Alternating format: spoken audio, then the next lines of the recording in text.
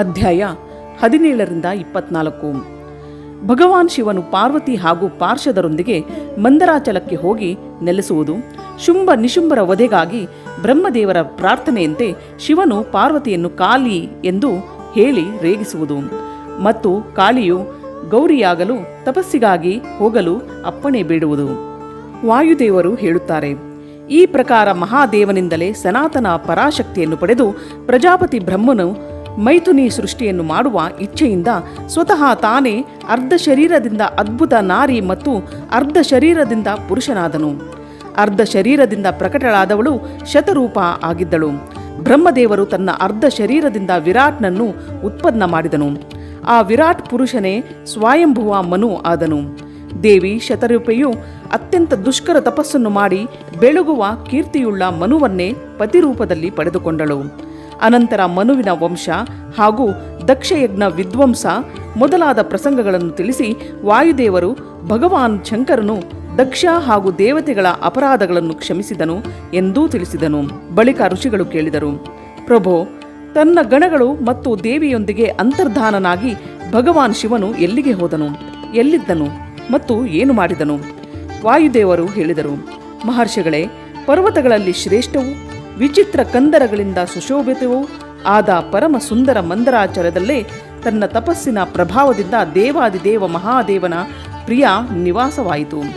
ಆ ಪರ್ವತವು ಶಿವ ಪಾರ್ವತಿಯರನ್ನು ತನ್ನ ತಲೆಯ ಮೇಲೆ ಹೊರಲು ಭಾರಿ ತಪಸ್ಸು ಮಾಡಿತ್ತು. ದೀರ್ಘಕಾಲದ ಬಳಿಕ ಅದಕ್ಕೆ ಅವರ ಚರಣಾರವಿಂದಗಳ ಸ್ಪರ್ಶ ಸುಖವು ಪ್ರಾಪ್ತವಾಗಿತ್ತು.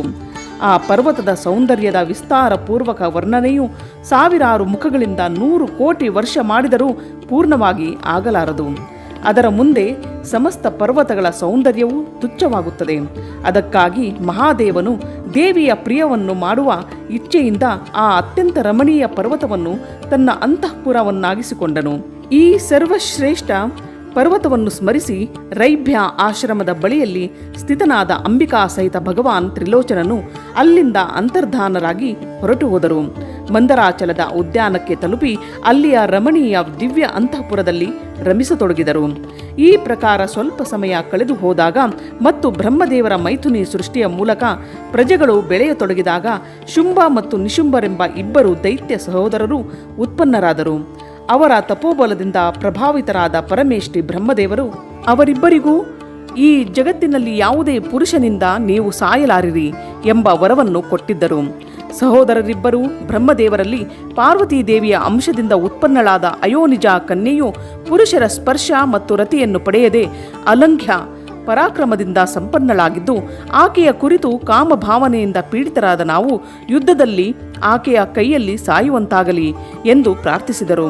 ಅವರ ಪ್ರಾರ್ಥನೆಯಂತೆ ಬ್ರಹ್ಮದೇವರು ತಥಾಸ್ತು ಎಂದು ಹೇಳಿ ಅನುಮತಿಯನ್ನು ಕೊಟ್ಟನು. ಅಂದಿನಿಂದ ಇಂದ್ರಾದಿ ದೇವತೆಗಳನ್ನು ಯುದ್ಧದಲ್ಲಿ ಗೆದ್ದು ಅವರಿಬ್ಬರೂ ಜಗತ್ತನ್ನು ಅನೀತಿಪೂರ್ವಕ ವೇದಗಳ ಸ್ವಾಧ್ಯಾಯ ಮತ್ತು ವಷಟ್ಕಾರ ಅಂದರೆ ಯಜ್ಞ ಇತ್ಯಾದಿಗಳಿಂದ ರಹಿತವಾಗಿಸಿದರು. ಆಗ ಬ್ರಹ್ಮನು ಅವರಿಬ್ಬರ ವಧೆಗಾಗಿ ದೇವೇಶ್ವರ ಶಿವನಲ್ಲಿ, ಪ್ರಭೋ, ನೀನು ಏಕಾಂತದಲ್ಲಿ ದೇವಿಯ ನಿಂದೆ ಮಾಡಿ ಹೇಗಾದರೂ ಆಕೆಗೆ ಕ್ರೋಧ ಬರುವಂತೆ ಮಾಡಿ ಆಕೆಯ ರೂಪ ಬಣ್ಣದ ನಿಂದನೆಯಿಂದ ಉತ್ಪನ್ನಳಾದ ಕಾಮಭಾವರಹಿತ ಕುಮಾರಿ ಸ್ವರೂಪ ಶಕ್ತಿಯನ್ನು ನಿಶುಂಭ ಶುಂಭರ ವಧೆಗಾಗಿ ದೇವತೆಗಳಿಗೆ ಅರ್ಪಿಸಿರಿ ಎಂದು ಪ್ರಾರ್ಥಿಸಿದನು. ಬ್ರಹ್ಮದೇವರು ಹೀಗೆ ಪ್ರಾರ್ಥಿಸಿದಾಗ ಭಗವಾನ್ ನೀಲಲೋಹಿತ ರುದ್ರನು ಏಕಾಂತದಲ್ಲಿ ಪಾರ್ವತಿಯನ್ನು ನಿಂದಿಸಿದಂತೆ ನುಡಿಯುತ್ತಾ ಮುಗುಳ್ನಗುತ್ತಾ, ನೀನು ಕಾಳಿ ಅಂದರೆ ಕಪ್ಪಾಗಿ ಇರುವೆ ಎಂದು ಹೇಳಿದನು.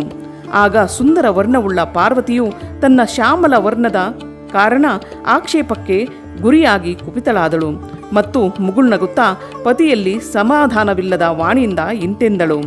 ದೇವಿಯು ಹೇಳಿದಳು, ಪ್ರಭೋ, ನನ್ನ ಈ ಕಪ್ಪು ಬಣ್ಣದಲ್ಲಿ ನಿಮಗೆ ಪ್ರೇಮವಿಲ್ಲದಿದ್ದರೆ ಇಷ್ಟು ದೀರ್ಘಕಾಲದವರೆಗೆ ತಮ್ಮ ಶಿಕ್ಷೆಯನ್ನು ಏಕೆ ದಮನ ಮಾಡಿಕೊಂಡಿದ್ದೀರಿ?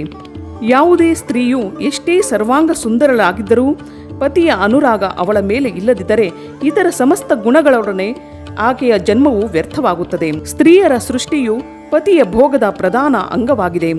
ಅವಳು ಅದರಿಂದ ವಂಚಿತಳಾದರೆ ಇದರ ಬೇರೆ ಯಾವುದಾದರೂ ಉಪಾಯವಿರಬಲ್ಲುದೆ. ಅದಕ್ಕಾಗಿ ಏಕಾಂತದಲ್ಲಿ ನೀವು ನಿಂದಿಸಿದ ಆ ವರ್ಣವನ್ನು ತ್ಯಜಿಸಿ ಈಗ ಇನ್ನೊಂದು ವರ್ಣವನ್ನು ಸ್ವೀಕರಿಸುವೆನು ಅಥವಾ ಅಳಿದು ಹೋಗುವೆನು. ಹೀಗೆ ಹೇಳಿ ಪಾರ್ವತಿ ದೇವಿಯು ಶಯ್ಯೆಯಿಂದ ಎದ್ದು ನಿಂತಳು ಹಾಗೂ ತಪಸ್ಸಿಗಾಗಿ ದೃಢ ನಿಶ್ಚಯ ಮಾಡಿ ಗದ್ಗದ ಕಂಠದಿಂದ ಹೊರಡಲು ಅನುಮತಿ ಕೇಳಿದಳು. ಈ ಪ್ರಕಾರ ಪ್ರೇಮ ಭಂಗವಾಗುವುದರಿಂದ ಭಯಗೊಂಡು ಭೂತನಾಥ ಭಗವಾನ್ ಶಿವನು ಸ್ವತಃ ಭವಾನಿಗೆ ಪ್ರಣಾಮ ಮಾಡುತ್ತಾ ಇಂತೆಂದನು. ಭಗವಾನ್ ಶಿವನು ಹೇಳಿದನು, ಪ್ರಿಯೆ, ನಾನು ಕ್ರೀಡೆಗಾಗಿ ಅಥವಾ ಮನೋವಿನೋದಕ್ಕಾಗಿ ಈ ಮಾತನ್ನು ಹೇಳಿದೆ. ನನ್ನ ಈ ಅಭಿಪ್ರಾಯವನ್ನು ತಿಳಿಯದೆ ನೀನು ಏಕೆ ಸಿಟ್ಟಾಗುವಿ? ನನ್ನ ಪ್ರೇಮವು ನಿನ್ನ ಮೇಲಲ್ಲದೆ ಬೇರೆ ಯಾರ ಮೇಲೆ ಇರಬಲ್ಲದು? ನೀನು ಈ ಜಗತ್ತಿನ ತಾಯಿಯಾಗಿರುವೆ, ಹಾಗೂ ನಾನು ತಂದೆ ಮತ್ತು ಅಧಿಪತಿಯಾಗಿದ್ದೇನೆ. ಹಾಗಿರುವಾಗ ನಿನ್ನ ಮೇಲೆ ಪ್ರೇಮವಿಲ್ಲದಿರುವುದು ಹೇಗಾಗಬಲ್ಲದು? ನಮ್ಮಿಬ್ಬರ ಪ್ರೇಮವು ಕೂಡ ಕಾಮದೇವನ ಪ್ರೇರಣೆಯಿಂದಾಗಿದೆಯೇ? ಎಂದಿಗೂ ಇಲ್ಲ. ಏಕೆಂದರೆ ಕಾಮದೇವನ ಉತ್ಪತ್ತಿಯ ಮೊದಲೇ ಜಗತ್ತಿನ ಉತ್ಪತ್ತಿಯಾಗಿದೆ. ಕಾಮದೇವನ ಸೃಷ್ಟಿಯಾದರೂ ನಾನು ಸಾಧಾರಣ ಜನರ ರತಿಗಾಗಿ ಮಾಡಿರುವೆನು. ಕಾಮದೇವನು ನನ್ನನ್ನು ಸಾಧಾರಣ ದೇವತೆ ಎಂದು ತಿಳಿದು ನನ್ನನ್ನು ಸ್ವಲ್ಪ ತಿರಸ್ಕರಿಸತೊಡಗಿದ್ದನು. ಆದ್ದರಿಂದ ನಾನು ಅವನನ್ನು ಭಸ್ಮವಾಗಿಸಿದ್ದೆ. ನಮ್ಮಿಬ್ಬರ ಈ ಲೀಲಾ ವಿಹಾರವೂ ಕೂಡ ಜಗತ್ತಿನ ರಕ್ಷಣೆಗಾಗಿಯೇ ಇದೆ. ಆದ್ದರಿಂದ ಅದಕ್ಕಾಗಿಯೇ ಇಂದು ನಾನು ನಿನ್ನ ಕುರಿತು ಪರಿಹಾಸಯುಕ್ತ ಮಾತನ್ನು ಹೇಳಿದೆನು. ನನ್ನ ಈ ಮಾತಿನ ಸತ್ಯತೆಯು ನಿನ್ನ ಮೇಲೆ ಬೇಗನೆ ಪ್ರಕಟವಾದೀತು. ದೇವಿಯು ಹೇಳಿದಳು, ಭಗವಂತನೇ, ಪತಿಯ ಪ್ರೇಮದಿಂದ ವಂಚಿತಳಾದ ಮೇಲೆ ನಾರಿಯು ತನ್ನ ಪ್ರಾಣಗಳನ್ನು ತ್ಯಜಿಸುವುದಿಲ್ಲವೋ ಅವಳು ಕುಲಾಂಗನ ಮತ್ತು ಶುಭಲಕ್ಷಣ ಆಗಿದ್ದರೂ ಕೂಡ ಸತ್ಪುರುಷರಿಂದ ನಿಂದಿತಳೆಂದೇ ತಿಳಿಯಬೇಕು. ನನ್ನ ಶರೀರವು ಗೌರವವರ್ಣದ್ದಾಗಿಲ್ಲ. ಇದರಿಂದ ನಿಮಗೆ ಬಹಳ ಖೇದವಾಗುತ್ತಿದೆ. ಇಲ್ಲದಿದ್ದರೆ ಕ್ರೀಡೆ ಅಥವಾ ಪರಿಹಾಸದಲ್ಲಾದರೂ ನೀವು ನನ್ನನ್ನು ಕಡು ಕಪ್ಪಾದವಳು ಎಂದು ಹೇಳುವುದು ಹೇಗೆ ಸಂಭವಿಸುವುದು? ನನ್ನ ಈ ಕಪ್ಪು ಬಣ್ಣ ನಿಮಗೆ ಪ್ರಿಯವಾಗಿಲ್ಲ. ಆದ್ದರಿಂದ ಅದು ಸತ್ಪುರುಷರಿಂದ ನಿಂದಿತವಾಗಿದೆ. ಆದ್ದರಿಂದ ತಪಸ್ಸಿನ ಮೂಲಕ ಇದನ್ನು ತ್ಯಾಗ ಮಾಡದೆ ಈಗ ನಾನು ಇಲ್ಲಿ ಇರಲಾರೆನು. ಶಿವನು ಹೇಳಿದನು, ತನ್ನ ಕಪ್ಪು ಬಣ್ಣದ ಕುರಿತು ನಿನಗೆ ಹೀಗೆ ಸಂತಾಪವಿದ್ದರೆ ಇದಕ್ಕಾಗಿ ತಪಸ್ಸನ್ನು ಮಾಡುವ ಅವಶ್ಯಕತೆ ಏನಿದೆ? ನೀನು ನನ್ನ ಅಥವಾ ನಿನ್ನ ಇಚ್ಛಾ ಮಾತ್ರದಿಂದಲೇ ಬೇರೆ ವರ್ಣದವಳಾಗು. ದೇವಿಯು ಹೇಳಿದಳು, ನಾನು ನಿಮ್ಮಲ್ಲಿ ನನ್ನ ಬಣ್ಣದ ಪರಿವರ್ತನೆ ಬಯಸುವುದಿಲ್ಲ. ಸ್ವತಃ ಕೂಡ ಇದನ್ನು ಬದಲಿಸುವ ಸಂಕಲ್ಪವನ್ನು ಮಾಡಲಾರೆನು. ಈಗ ತಪಸ್ಸಿನ ಮೂಲಕ ಬ್ರಹ್ಮದೇವರ ಆರಾಧನೆ ಮಾಡಿಯೇ ನಾನು ಬೇಗನೆ ಗೌರಿಯಾಗುವೆನು. ಶಿವನು ಹೇಳಿದನು, ಮಹಾದೇವಿ, ಹಿಂದಿನ ಕಾಲದಲ್ಲಿ ನನ್ನ ಕೃಪೆಯಿಂದಲೇ ಬ್ರಹ್ಮನಿಗೆ ಬ್ರಹ್ಮ ಪದವಿ ದೊರಕಿತ್ತು. ಆದ್ದರಿಂದ ತಪಸ್ಸಿನ ಮೂಲಕ ಅವನನ್ನು ಕರೆದು ನೀನು ಏನು ಮಾಡುವೆ? ದೇವಿ ಹೇಳಿದಳು, ಬ್ರಹ್ಮಾದಿ ಸಮಸ್ತ ದೇವತೆಗಳಿಗೆ ನಿಮ್ಮಿಂದಲೇ ಉತ್ತಮ ಪದವಿಗಳು ಪ್ರಾಪ್ತವಾಗಿವೆ. ಇದರಲ್ಲಿ ಸಂದೇಹವೇ ಇಲ್ಲ. ಹೀಗಿದ್ದರೂ ನಿಮ್ಮ ಅಪ್ಪಣೆಯನ್ನು ಪಡೆದು ನಾನು ತಪಸ್ಸಿನ ಮೂಲಕ ಬ್ರಹ್ಮದೇವರ ಆರಾಧನೆಯನ್ನು ಮಾಡಿಯೇ ನನ್ನ ಅಭೀಷ್ಟ ಸಿದ್ಧಿಯನ್ನು ಪಡೆದುಕೊಳ್ಳಲು ಬಯಸುವೆನು. ಹಿಂದೆ ನಾನು ಸತಿಯ ಹೆಸರಿನಿಂದ ದಕ್ಷನ ಮಗಳಾಗಿದ್ದಾಗ ತಪಸ್ಸಿನ ಮೂಲಕವೇ ನಾನು ಜಗದೀಶ್ವರರಾದ ನಿಮ್ಮನ್ನು ಪತಿಯಾಗಿ ಪಡೆದುಕೊಂಡಿದ್ದೆ. ಹೀಗೆಯೇ ಇಂದೂ ಕೂಡ ತಪಸ್ಸಿನ ಮೂಲಕ ಬ್ರಹ್ಮನನ್ನು ಸಂತುಷ್ಟಗೊಳಿಸಿ ನಾನು ಗೌರಿಯಾಗಲು ಬಯಸುತ್ತಿದ್ದೇನೆ. ಹೀಗೆ ಮಾಡುವುದರಲ್ಲಿ ಯಾವ ದೋಷವಿದೆ? ಹೇಳಿ ನೋಡುವ. ಮಹಾದೇವಿಯು ಹೀಗೆ ಹೇಳಿದಾಗ ವಾಮದೇವನು ಮುಗಳು ನಗುತ್ತಾ ಸುಮ್ಮನಾದನು. ದೇವತೆಗಳ ಕಾರ್ಯವನ್ನು ಸಿದ್ಧಗೊಳಿಸುವ ಇಚ್ಛೆಯಿಂದ ಅವನು ದೇವಿಯನ್ನು ತಡೆಯುವ ಹಠ ಮಾಡಲಿಲ್ಲ.